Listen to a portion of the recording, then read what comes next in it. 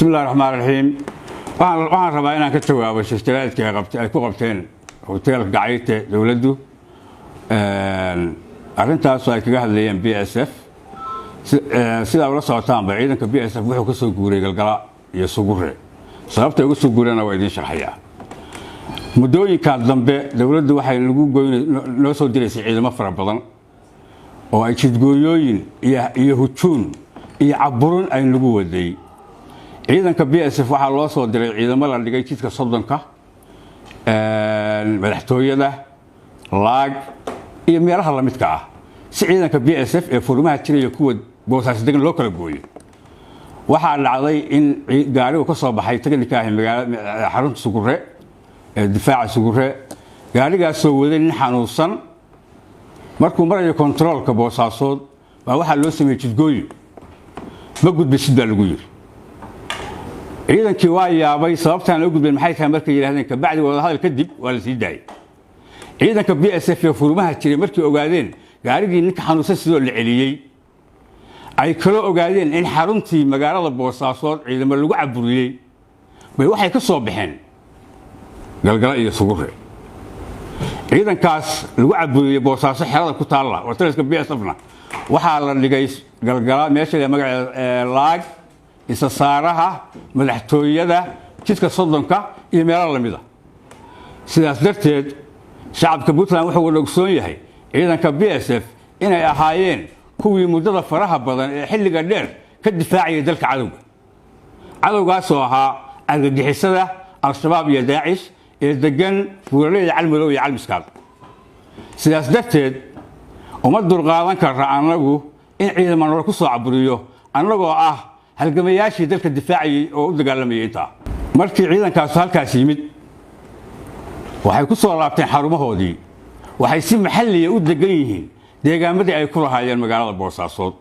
shacabka Puntland waxaan u sheegaynaa ciidanka BSF inaysan wax dhibaato ah iyo khalqa iyo dhiba midna ku wadin shacabka Puntland iyo ciidamada Puntland midna waxaan kale u sheegaynaa ciidamada Puntland iyo BSF inay yihiin walaalihii ka wada halgamayay buuraleyda difaaca dalka oo ayagoo ahaa reer wadaag inaanan hujuumi karin oo xabad ku ridi karin ciidamada Puntland ayaguna aysan ugu soo ridi karin taliyaha ciidanku waxay walaashintu sheegay inuu u yimid halka kaniisada iyo wasiirka amniguna waa mid sharciga baalmarsan ciidanka BSF hore u qaadaceen waxa kale oo jira ciidanka Puntland waa ciidan arrimo siyaasadeedna ma galaan kamana shaqeeyaan cidii isku dayday inay arrimo siyaasadeed iyo burburin ku sameysana uma dul qaadanayaan wassalaamu calaykum waraxmatullaahi wabarakaatuh waxaan rabaa halkan inaan kaga jawaabo shir jaraa'id oo uu maanta ku qabtay wasiirka amniga ee Puntland hotel Gacayte waxyaalo badan oo uu ka hadlay oo aan anaga nagu ahayn wax munaasib ah waxa koob ka ah waxaan u sheegayaa shacabka Puntland BSF saxaafadna ma ay caburiso mana boonbooniso waxaan jirina kama ay sheekayso shacabka Soomaaliya iyo shacabka Puntland ba waxaan u sheegayaa BSF inay kalsooni buuxda ku qabaan ayna yihiin dad u shaqeeya ciidan u shaqeeya dalka iyo dadka kana difaaca cadow kasta oo argagixis ah oo soo wajaha qodobka labaad oo uu ka hadlay doorashooyinka ka socda Boosaaso ama gobolka Bari qodobkaas waxaan kaga jawaabayaa BSF doorasho ka dhacda Puntland madaxweynayaal badan iyo maamulo badan baa soo maray oo ayan ka qayb galin amnigoodana ayan sugin si qurux badanna ayan u qaban majido doorasho kasta oo dhacdana BSF si wanaagsan oo amniga ay wax uga sugaan oo ay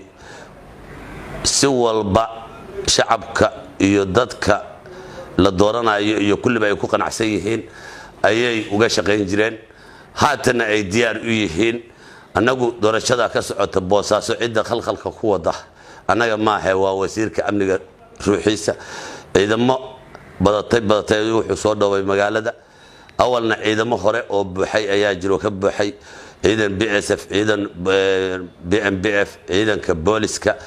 boqolaal kun oo ciidamo oo jooga ayaa ciidamo kale waxa laga keenay dibadda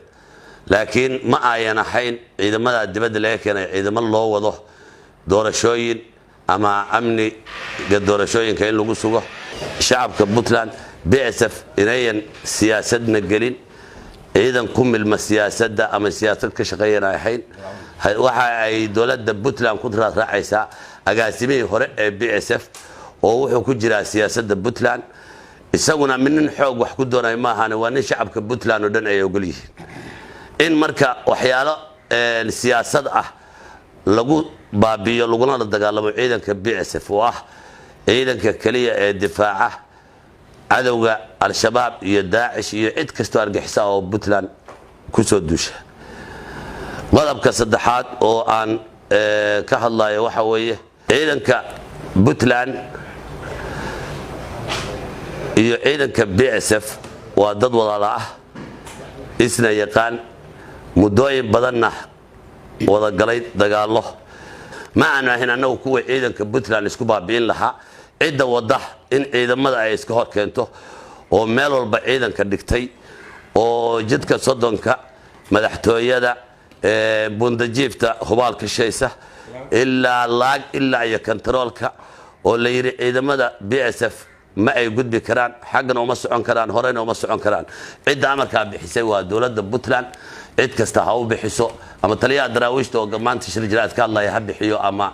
ha bixiyo wasiirka amnigu annagu wali talaabo khaldan oo ciidanka Puntland aanu kaga hortagayno ama aan dib u geysanayno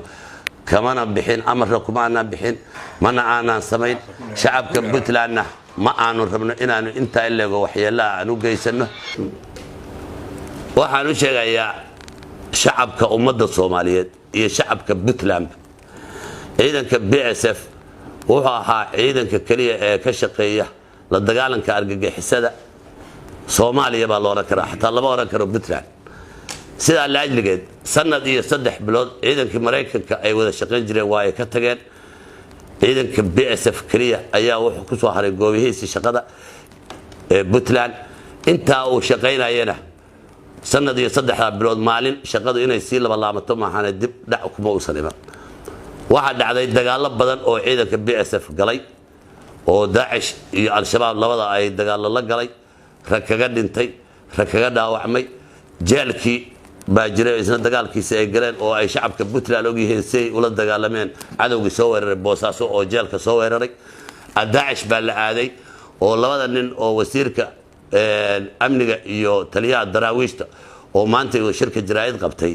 ay ciidamada wateen ciidanka BSF inay ku soo dagaalameen la soo dagaalameen ciidamada ugu horeeyeen rag badan kaga soo dhaawacmay ragna kaga dhintay dalacsiinta markaan kala hadlo wasiirku leeyahay waligiis BSF laba dalacsiin oo dib dhac ku yimi faroole laba jeer 3 jeer buu BSF buu dalacsiin madaxweyne faroole madaxweyne Cabdulle Ali Gaasna ilaa 4 jeer buu dalacsiin soo qoray ilaa min dable ilaa min sarkaal nimaan dalicin ma jiro intaasoo dalacaad aan haysano madaxweynaha kaliya aanan dalacaad iyo waa mahadsantihiin iyo waa fiicantiin toona aanan ka ahayn waa madaxweyne Dani marka ila muuqato in ay tahay wax munaasib ah shacabka Puntland waa og yahay in inta ciidamo lagu soo kaxayo badatay oo la keeno Boosaaso wadooyinka la dejiyo la damco in BSF xoog lagu burburiyo lagu qabsado lagu la wareego maxaan ku yiraahdaa talisyadeeda arintaas arin aan qaadan karo ama aan yeeli karo maaha tan uu leeyahay wasiirka amnigu isma socon karo BSF shaqadeeda bay sii wadanaysaa waana soconaysaa shacabkana waa u shaqeynaysaa cadawgu meel kasta uu joogana waa ugu tagaysaa habeen iyo maalinna nin aanu kala tashanayno ama aanu kaga baqayno ma jiro in aanu cadawga ka hortagno sida aan u shaqeyn jiray baan u shaqeynaynaa dalka iyo dadkan anu dad u dhashay baan nahay ma ahin dad yimi oo la soo kireystay